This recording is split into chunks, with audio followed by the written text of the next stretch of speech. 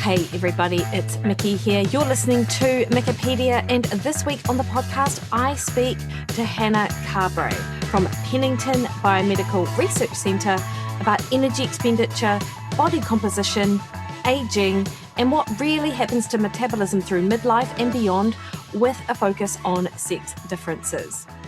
So Hannah's investigative work using large databases looks specifically at doubly labelled water data, considered the gold standard for measuring total daily energy expenditure in real-world conditions. This has allowed Hannah and her colleagues to understand what people actually burn across the day beyond estimates from fitness trackers, calorie equations, or short-term lab measures. Hannah and I discussed the idea that metabolism is stable from 20 to 60, whether menopause uniquely affects energy expenditure, why body fat can increase even when the scale weight stays the same, and why preserving fat-free mass becomes increasingly important with age.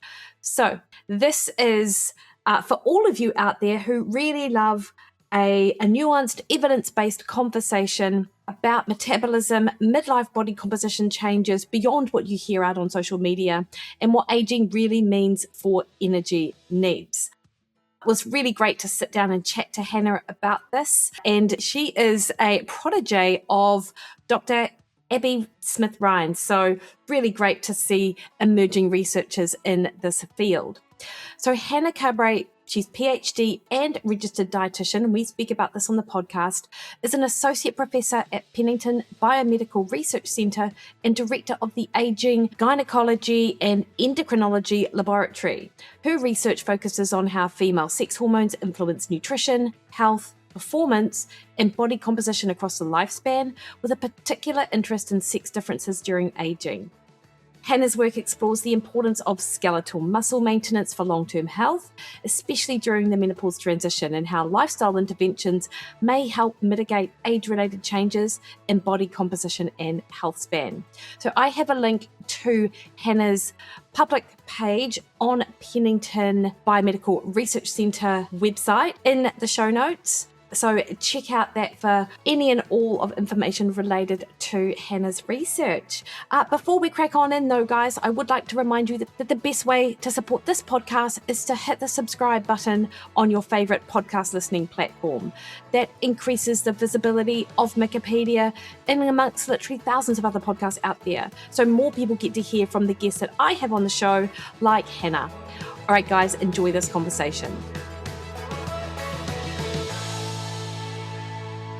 Hannah, thank you so much for taking the time with me this afternoon to chat about your research, and particularly this paper that I saw you as, I believe, lead author on, actually. And I'm always interested when I chat to other professionals who, like you're a registered dietitian, you've gone down that route, but here you are in research. So can you kick us off by telling the listeners, like, give us a little bit of your background, and particularly what you're working on and how you sort of got into the Pennington Biomedical Research Center.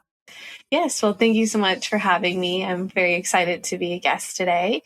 And as you mentioned, I am a registered dietitian, so that is what my main background is in. And part of becoming a registered dietitian in the US is the internship that you have to do. And so I attended Florida State University, where I did a master's degree along with the internship.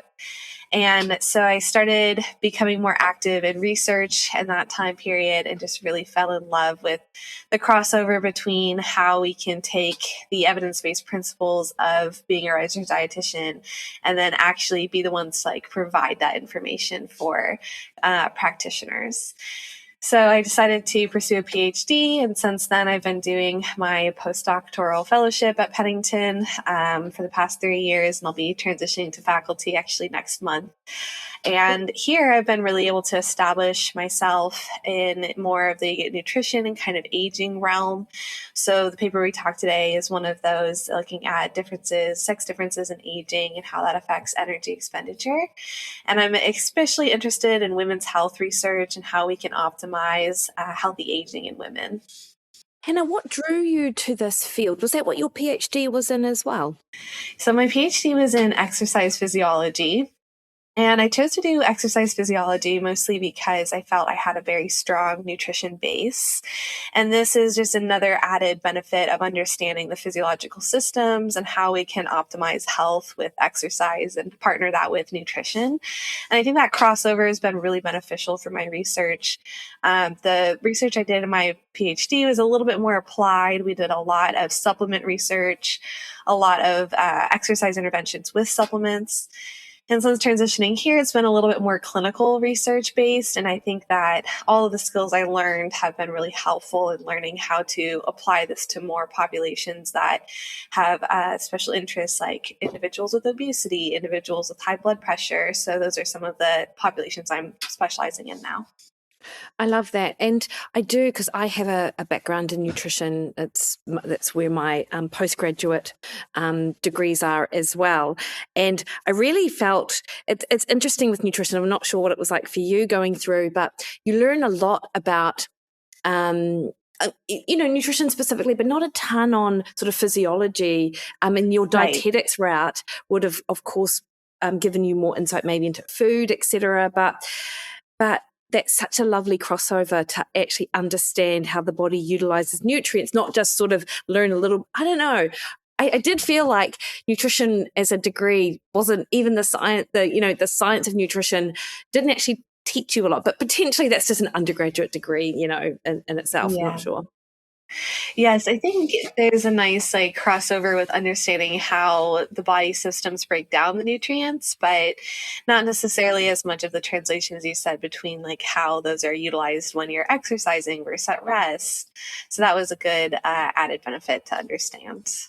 Yeah, nice one, Hannah. So now you work with, and I wrote it down what it actually stood for. It's IAEA, which is the International Atomic Energy Agency database, which sort of sounds a little bit like what am I thinking of, like NASA or something, which it is not. So can you explain to the listeners that this is a massive international data set. Can you give the listeners a little bit of sort of detail about what it actually sort of, like what kind of data you're working with, Hannah, and in fact, what it's like working with the data that's been collected by researchers all over the world? Yes. So the IAEA, for abbreviation, is one of the largest databases, or it is the largest database in the world looking at measures of doubly labeled water. And doubly labeled water is really special water that has the ability to kind of track throughout the body. It has an isotope on it, so you can track how long it takes to excrete that over time. And with some calculations, we can estimate how much energy is being expended. And so it's a very gold standard method for energy expenditure within the field, and we can really get a great picture of what that looks like across different demographics. And so there was a push to kind of join all of the different groups across the world who are doing research with doubly labeled water and be able to contribute those data to just a one kind of pool. So the database itself is very diverse. A lot of different studies have been part of it. So it's not one study that is just over every other country, but any study that utilizes doubly labeled water can be submitted. So we have a huge data set of thousands and thousands of people across the globe that are included in this data set. So it's a great opportunity to investigate some questions about energy expenditure. There's children, there's elderly individuals across the ages. And so it's just a very great diverse population. So working with that data has been really fascinating because it's just such a diverse sample, and it can help us answer questions at a larger scale than what you would be able to just at a one site research center. And there's some challenges with it just because of that diversity, but being able to look at the whole representative population of a global sense allows for really great representation that I don't think we often get in research. I love that, Hannah. And how does it, people are, particularly people who listen to this podcast, and I don't know what your social media feed is like, but mine is filled with people with questions and comments and opinions on energy expenditure, the best way to track it, the best way to measure it. How does doubly labeled water, you said it was gold standard, do we have a sense of how it sort of, how the fitness trackers or even the metabolic carts sort of stack up to compared to doubly labeled water? Sure, yeah. So the metabolic cart, for example, is more of an indirect method. Doubly labeled water is still considered indirect also, but because it's an isotope that you consume, you drink the water, and then you collect urine over a certain number of days to be able to add it to that calculation, it provides like a little bit more of a longitudinal sense. So usually 7 to 14 days of collection occurs, where the metabolic cart, you're measuring for about 30 minutes at rest. So the time period that you're measuring is much shorter and can be often influenced by a lot of different factors. So how well you slept the day before, if you exercise, if you ate anything, if you're stressed. So a lot of those measures can be a little bit more influenced in that sense. And then if you have like activity watches, those will often provide estimates also. And that is using your kind of activity levels and how active you are as an estimate based off of your age, your height, your weight, your sex. Sometimes race will be included in that as well. So the doubly labeled water kind of gives just your total daily energy expenditure. It also includes your physical activity level. So it's just a great measure that kind of encompasses how much energy is being expended across those days. Where the resting metabolic rate is only looking at how much energy you expend at rest. So if you wanted to kind of say, okay, I'm an active athlete, I do a lot of exercise, how many calories do I actually need? You're estimating it based off of an activity factor. So that is some of the bigger differences between those two indirect measures. It's a kind of more global method. And often the resting energy expenditure is used with total daily energy expenditure. And that way you can kind of get that activity aspect with total daily energy expenditure, like how active you were within those time periods. So it can be a great measure to kind of combine them with. Yeah. Do we get a sense on like how accurate some of these things are? And I don't know if this might be sort of beyond the stuff that you look at day to day, but I'm curious as to sort of your opinion, given that you work with the in the work that you do. Yes, I think it's very accurate. So we have some great studies here at Pennington that we work with the United States military, for example, and those data are just much more accurate than if you are looking at an energy equation, for example, or doing resting metabolic rate with the energy expenditure equation too. So those will often underestimate compared to total daily energy expenditure. So I think it's very representative of just all of the systems that are going on when you're looking at how energy is expended. You have sleeping energy expenditure, you have resting energy expenditure, you have thermic effect of food. All of these are components of energy that are estimated with doubly labeled water. So it's often more accurate in that sense as well. Nice. I remember when I was working as a researcher at Auckland, at AUT University actually, and we have a professor there, and she was using doubly labeled water. And she said the actual, the water itself is fairly inexpensive, but the analysis is where the cost sort of Yes. comes in. Is that still true, Hannah? Yes, it is. So the water itself is not as expensive, but having to use your mass spectroscopy to analyze it is a little bit more intensive. It's more labor intensive, and there's just a lot of components that go into it. So yes, still that aspect is where the costs come in. Oh, nice one. So before we crack on into your, I guess, the findings, can you give us a little bit of detail on what you set out looking at? You mentioned sex differences in aging. Can you sort of talk us through what you did and also, of course, what you found? So we were interested in looking at how the time periods in a woman's life, so premenopause, perimenopause, and postmenopause, may affect energy expenditure different than men, because women will often go through perimenopause within the 40s to 50s age range, so that midlife time period. And the loss of estrogen has been associated with changes in body composition and changes in potentially energy expenditure. It's still kind of an unknown aspect of this. And so we were interested to see if there were these sex differences.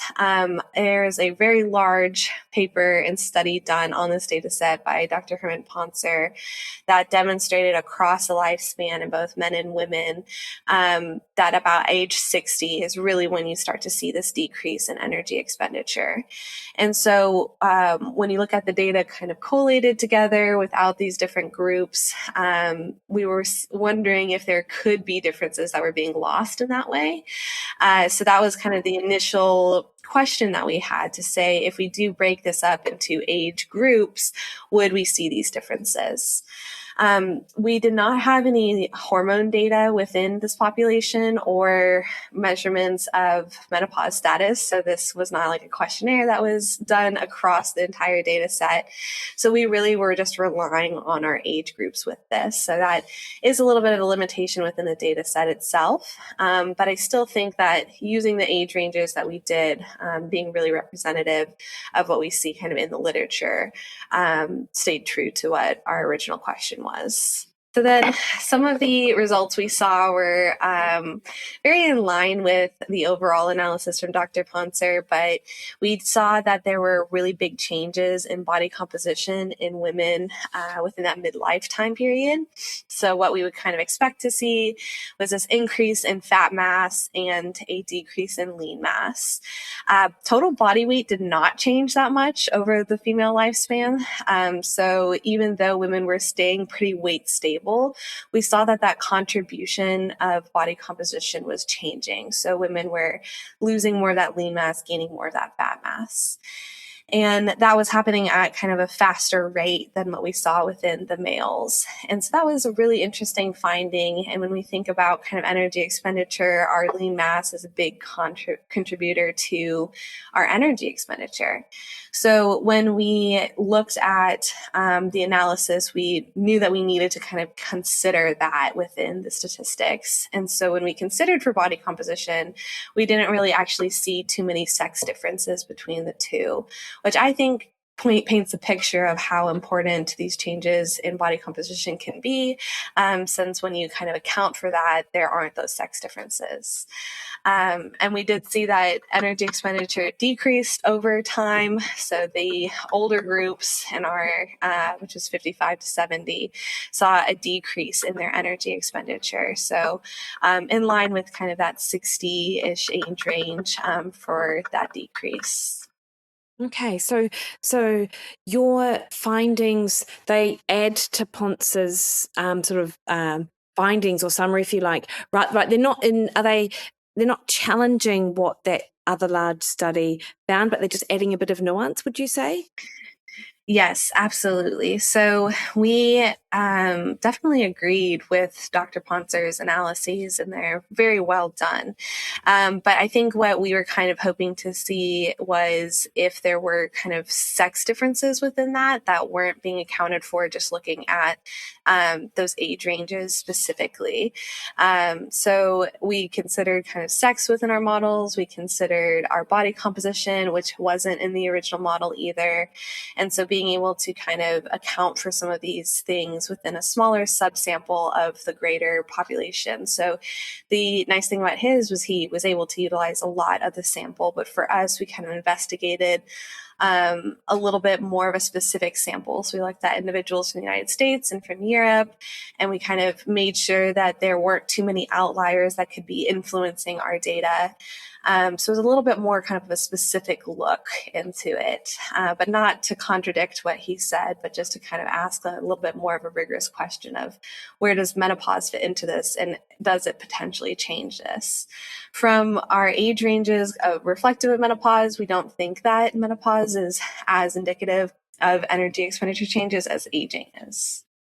Oh, interesting. So if you mentioned about body composition, and so you saw a shift in body composition which impacted energy expenditure, but it was it wasn't a sex difference per se, because regardless of sex, if that body composition changed, the energy expenditure would decrease. Is that correct? Yes. So we did see, again, like women had a greater amount of fat gain, kind of percent body fat was higher within each of the age ranges, the young, middle-aged, and older. And then the change between middle-aged and older women, they gained like a little bit more percent body fat than the men did. But overall, we saw kind of similar trends between the two sexes. And so that, yeah, what you said is just kind of how it could potentially be reflected within the energy expenditure, the similar changes.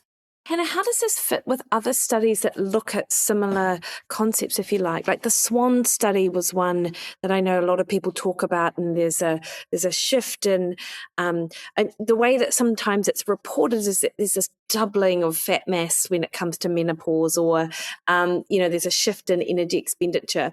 Is it as dramatic? Like you mentioned about the fat gain, is it as dramatic as what sometimes it's characterized as or painted as? Yes. So there is definitely an increase in fat mass gain with menopause. And one of the big kind of questions and thing that has been shown within the SWAN study too is that there's a little bit of a shifting of where fat is stored in the body. So not only are you gaining more fat within your middle-aged time period potentially, but it's shifting from being stored more in like your hips and kind of gluteal region to more in the abdominal area. And that is one of the driving factors, I think, of the kind of consequences of menopause. So women are more metabolically protected earlier in life with that type of fat storage in the hips and the glute region. And then as it starts to preferentially be stored around the midsection, you start to see kind of this increase in disease risk.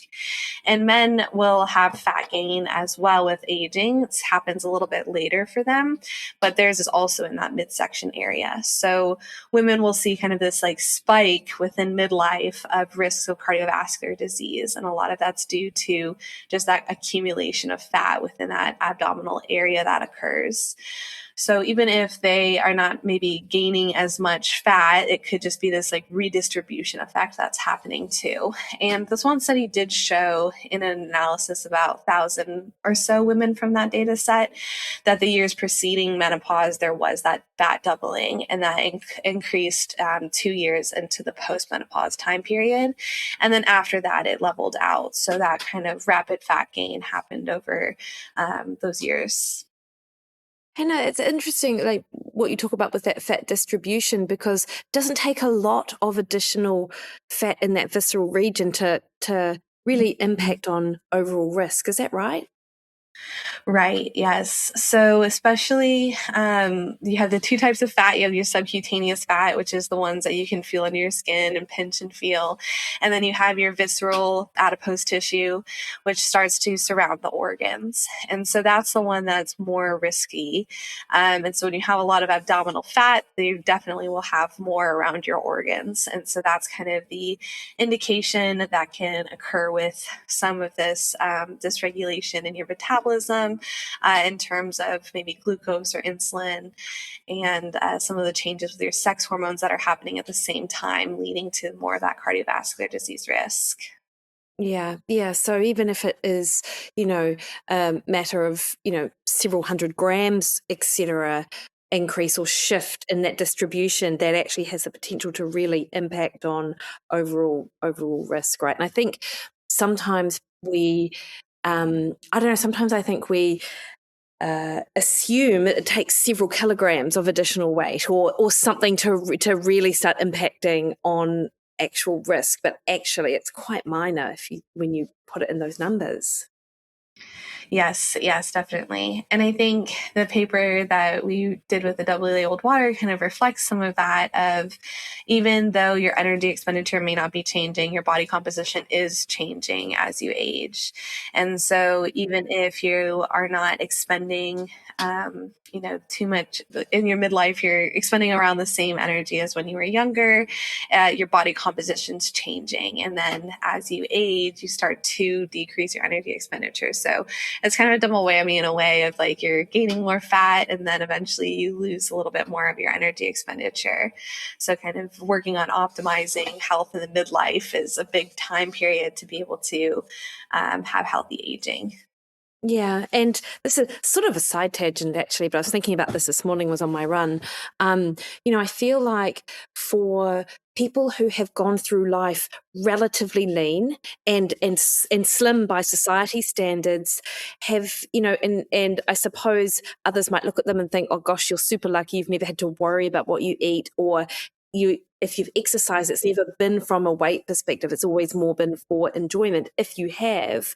And I feel like because we place so much emphasis on how our appearance and our body weight, there's a whole subsection of people who are relatively slim looking, but but these shifts are also happening within them, and they may be and even more at risk because their mind isn't geared towards thinking about health in that way. I don't know. Yes, there's been a kind of a newer subgroup that has been emerging in some research called normal weight obesity. And so it's individuals who are classified with normal weight, the BMI range, but based off of their body composition, they have a higher percent fat. So that's kind of been an interesting realm of research that I think is becoming a little bit more interesting. And there's been a really big push within the clinical world to kind of move away from the BMI, kind of more towards the body composition realm. So there's a big kind of push across the world to redefine what obesity is. And now body composition is kind of being pushed within that of saying like, okay, if you have individuals with overweight or with obesity, getting them to do a body composition measure to try to assess like risk factors for how much fat do they really have compared to just the number of like, okay, you weigh this much versus your height. So it is, I think, becoming more recognized as like a leading factor within the medical field and also in the sports world. Yeah, nice. And I'm continuing on this tangent just quickly. Do you have an opinion on those BIA machines, Hannah? And because they're probably the most accessible ways for individuals. Not necessarily I'm not a huge fan actually of the at-home ones. I'm sure they're improving, but as I understand, they're not that great. But what about the ones that people can access through their gyms or through their doctors? Like, are these a good way to understand better your body composition, your energy expenditure, or your RMR, or anything like that? I think they are a really great tool. So a lot of the ones that you mentioned that are in kind of more the clinical settings will be really great measurements. There's been a lot of validation that's gone on over the past years to kind of make their algorithms a little bit more accurate. And the way that BIA works is through a bioelectrical impedance analysis. So there's a little bit of an electrical current that will run through your body. And so it can measure the resistance that it's feeling or has. So if you have more muscle, it will be a faster kind of current because of the water content. If there's more fat, it will be slower. So it does give a pretty good measurement, I would say, of the accuracy. It's not, as great as maybe the DEXA would be, but it's a really good proxy that can occur in those settings. And there's a paper by Dr. Grant Tinsley, who he measured some of the at-home scales, found that most of them were not that great. They did not hold up against a good four compartment model or the DEXA model. But I think like the at-home ones, if you are measuring consistently on them, they could be a good way to kind of track some progress if you have certain goals, even if it's not 100% accurate compared to what a BIA at your doctor's office or a DEXA scan would be. So as long as you kind of take the new you're looking at, I think they can still be helpful to track certain changes over time. But yeah, most gyms now I do think will offer this. The handheld ones that you just hold with your hands are going to be less accurate than ones that you can use for your feet and for your hands. Those will be probably the better ones to go for. But yes, both of the BIAs can be helpful to kind of estimate that body Nice. composition. I remember when I started when I used to do in-person clinics, I had one of those Omron hand machines, and I loved it because this is extra data, but I mean it was not that accurate, but fun to have. Yeah. It's sometimes helpful to have a place to start and just to kind of assess of what you're looking at. And, if you're seeing changes, then the changes probably are being reflective of what you're noticing. Maybe not as big of a magnitude or maybe smaller, but they can still be helpful for tracking over time. Yeah. Hey, Hannah, so when we talk about the total daily energy expenditure declining with age, what are the numbers? What do they sort of reflect in terms of our day-to-day behavior? Is it, equivalent to a meal? Is it a snack? Is it, I don't know, someone doing 10 minutes less walking? How do we quantify them in a way that puts some meaning, I suppose, behind it? Yeah, that's a really great question. So as we age, there's certain things that happen. So when we look at contributions to energy, like I mentioned, we have sleeping energy expenditure. You'll have the thermic effect of food. You have kind of the arousal or just like when you're awake throughout the day. So some of those components will change over time with age. So you might start to sleep a little bit less. You might start to see some changes in your diet if you're not eating as much. And then the physical activity you mentioned is another big one. So oftentimes we become more sedentary as we age. So the total daily energy expenditure is probably reflective of a lot of those things. Like you're losing fat mass, you're getting older, you're not exercising as much. So in terms of the contribution of kind of how to look at it over time, I would say that the physical activity one is like one of the easiest ways that you can intervene in your energy expenditure and try to keep that as optimal as possible. So continuing to try to reach the 150 minutes of moderate to physical activity per week or 75 minutes of vigorous activity. And then as we age, resistance training becomes even more important because that's how you can maintain your lean mass. And it's also very helpful for functionality, which is another risk factor. If your muscles are becoming weaker or smaller, you may have an increase for decrease in functional living, your daily living, increased risk of falls, and so yes, resistance training is a big one. And then balance training is another recommendation for aging. So at least like once per week, trying to work on balance, things like standing up from a chair without using any assistance, doing kind of heel to toe walks. Those are some easy ways to practice your balance that can help with the muscle coordination and also decrease risk for falls.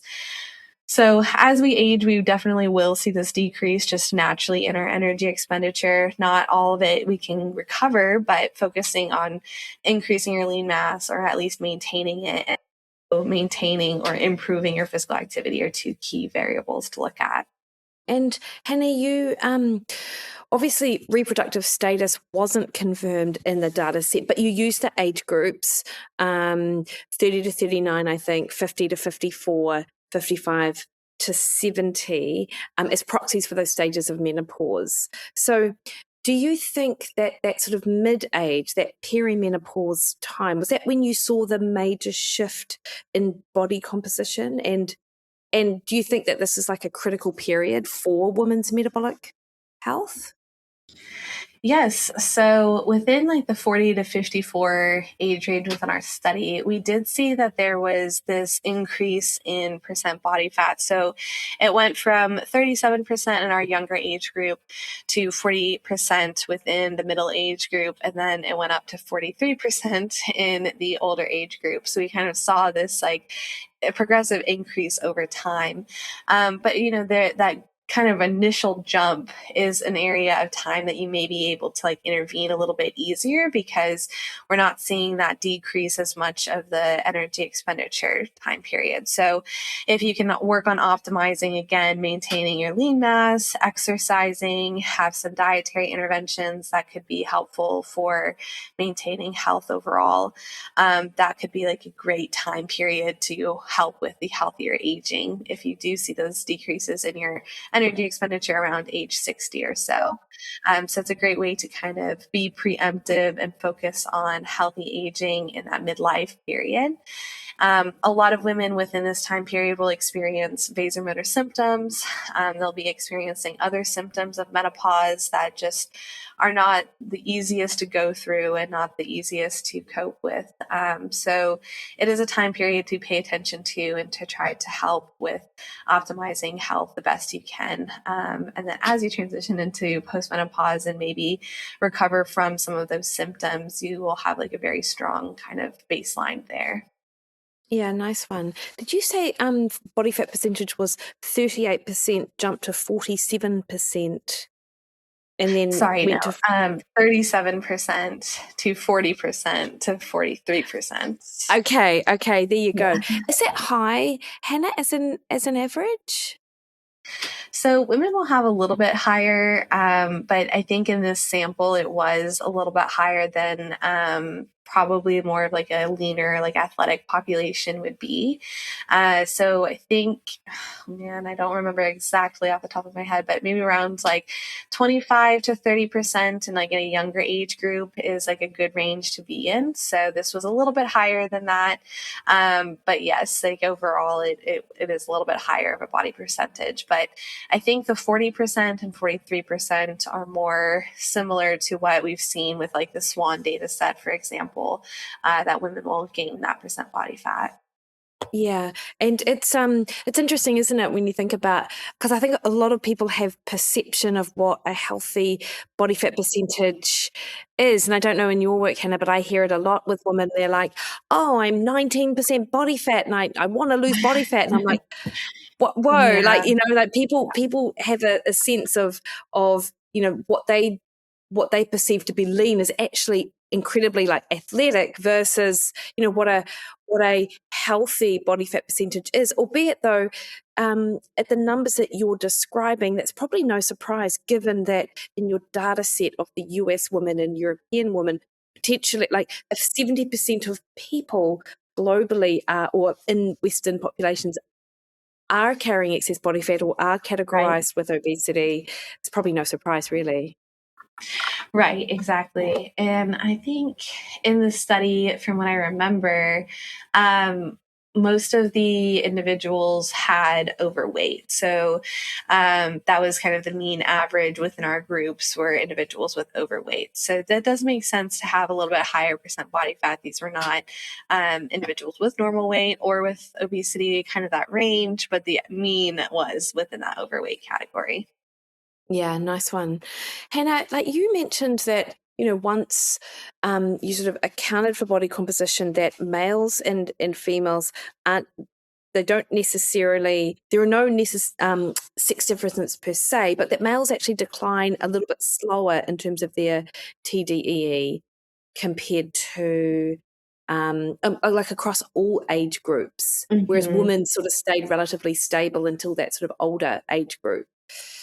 Right. Yeah. So in the men, we did see like a little bit more of a decrease between the younger and the middle aged, and then the old, where it was like a little bit more comparable for women with between the middle age and younger.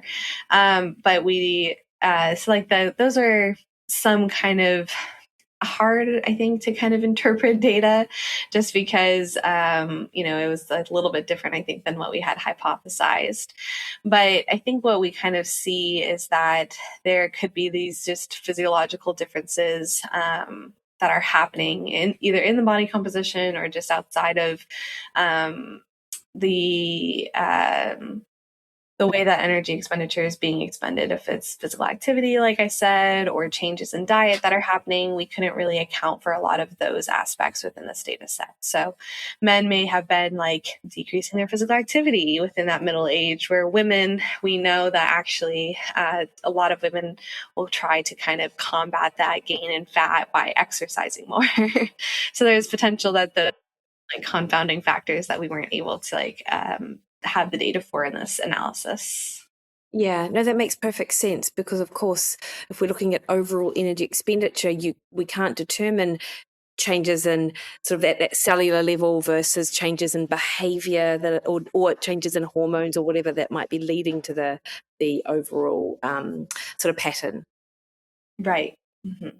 Yeah, I saw, in fact, there was a narrative review was published maybe just a few weeks ago, Hannah, that suggested, well, the overall, obviously a narrative review is someone's opinion rather than, sort of what the data says. And the authors sort of took the data and hypothesized that there is a shift in resting metabolic rate in menopause or perimenopause, but they were more based on, as I understand it, sort of preclinical trials and mechanistic trials rather than sort of human data set. Is that what we understand to be true for, or what you understand to be true for resting metabolic rate? Like, we just don't think that there's not enough research in humans to determine that there is in fact a shift in that resting metabolic rate? I think that is like a very fair assumption, because the data that are in more animal or cell studies, I think, does kind of show and highlight the importance of estrogen within energy expenditure.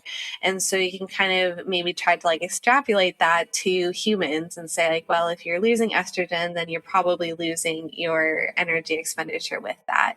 But I think, as we kind of talked about throughout this podcast, there are just so many other factors that in humans can contribute to energy expenditure, resting energy expenditure, that are not just driven by only estrogen. So I think that your kind of summary of it was really reflective of my opinions as well, that we do need a little bit more in-depth studies if we want to look at doubly labeled water, for example, or metabolic chambers, how we can kind of see these assessments over time. Those would be some important questions to ask overall. Yeah, nice one. And as I understand from your paper, when you saw that the drop in resting energy expenditure, it was in the realm of about roughly 100 calories or something per day. So it wasn't like, what is that, like an apple or something a day? Right, exactly. Yeah. Yeah. Let me grab actual paper I have it here. So we did, there's a longitudinal study that was completed here at Pennington that looked at women across time. So they looked at women who were premenopausal and then followed them for 10 years. And we did chamber studies with them. And I have the data right here, actually. So individuals who went into menopause lost about 100 calories. I don't even think it was quite that much, looking at these mean differences. And then premenopausal women also had a decrease in calories by about 50. Here it is. So a 9.3% change in postmenopausal women for energy expenditure, and then a 7% change in premenopausal women over the same time period. So I think that kind of also kind of shows that we just see decreases in time. It could be leading to these energy changes. We saw that there was a decrease in spontaneous physical activity in the postmenopausal women by about 30%, and then a decrease in spontaneous physical activity in the premenopausal women by 38.7%. So I do see that there could be that contribution of physical activity being a driving factor in energy expenditure, and what we can see the changes occurring to, and how kind of important that is within our lifestyles. Yeah, nice one, Hannah. So what's next for the research for you then? Like, are you sort of taking some of the results of this paper and analysing further, or is it the basis of clinical trials? So what can we expect? Yes. So I have an analysis actually of that longitudinal data set I was just speaking about. We called it the Healthy Transition Studies at Pennington by Dr. Jennifer Lovejoy. And I have completed an analysis of that looking across time. And we were really interested in looking at skeletal muscle mass because of its potential role in energy expenditure and health and how that changes across the time periods. And we have a analysis that includes our physical activity, some of the dietary changes. So kind of taking some of those limitations that I've mentioned in this study to try to see, like, if we follow women across time, what is changing, how is it changing, how is that affecting body composition. So that manuscript is in review right now. So we'll see if that gets published soon. Hopefully it will. And then Amazing. some future kind of studies I'm looking at is actually being able to utilize our chambers here at Pennington to look at energy expenditure and how diet can kind of influence the way that you are utilizing the macronutrients and expending energy, and if that can change between women who are experiencing menopause symptoms versus those who are not. So some other questions came up, I think, within this data set. We do see maybe similar trends between men and women, but when we look at women specifically, there's these kind of questions with, we have estrogen, we have symptoms, we have lots of changes that are happening physiologically just outside of body composition, and how are those influencing energy expenditure? Yeah, I think these are such important questions, Hannah, because of, there are a lot of questions being raised, and a lot of people are sort of quite adamant that there are no differences between the sexes, which by all accounts, you also, like this, it's not like this paper showed that there were huge scale differences related to hormones or anything like that, but because of those shifts in hormones and what occurs in the life cycle for women, like it just feels like this, we cannot say that the science is settled here. So it's so great that you're looking further into what might be going on. Right. And I agree. And I think that going back to our conversation, we do know that, like, estrogen has that role in lots of different body systems outside of reproductive function in women. And so when you lose estrogen, what are some of those effects that occur across the body systems? And then I'm interested also in how some of these modifiable factors of aging, that we call them like secondary measures, such as your diet and your physical activity levels, some of the social factors, how are those really influencing aging, especially as women experience menopause within their midlife and go through their vasomotor symptoms is a really big one. That's a challenge. Other challenges that men don't experience in the same way. So even if the end result is a decrease in energy expenditure at age 60, women still experience a lot of different social and physiological changes that happen. Yeah. Well, Hannah, these are really important questions, and I'm really pleased that I got this opportunity to chat to you about them, and really excited to see just this emerge. It's not really emerging, is it? But it just does appear to be this increase in research in and around this area. So you must feel super stoked to be sort of, part of that picture as well. So good luck with all the rest of your research. Thank you so much. I appreciate being able to come and talk about it. And I'm looking forward to the next steps and hopefully contributing more of that human research to our questions and being able to see how we can optimize healthy aging. Nice one. Thanks so much, Hannah. Thank you.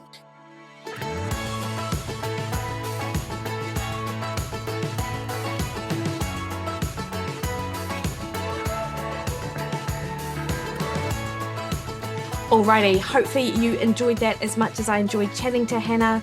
And as I said in the intro, it's just so great to see more evidence or more research come out in the space of perimenopause, menopausal women, where there are distinct physiological changes that occur that could potentially shift things that we may not currently know about in the research. So hopefully you enjoyed that. And as I also relayed, I've got a link to Hannah's university page in the show notes.